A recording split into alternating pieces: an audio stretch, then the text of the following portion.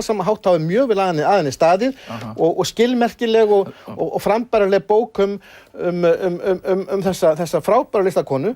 Það svolítið gaman að því, sko, þessi mynd til dæmis hérna, hún hangir upp í anddyri útvarpshússins og þetta eiginlega eina myndin í bókinni sem hefur einhverja, sko, tilvísun í þekkjanlegan hlut. Þetta er útflattur þorskur úr skjaldarmerki Dana eða handhafa konungsvaldsins. En annars þetta abstraktsjónir. Allt saman abstraktsjónir.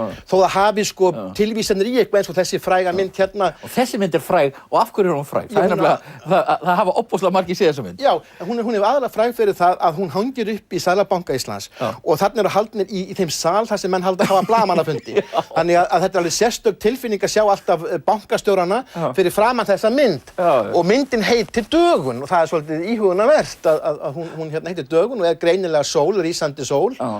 Og hérna er alveg frábært verk.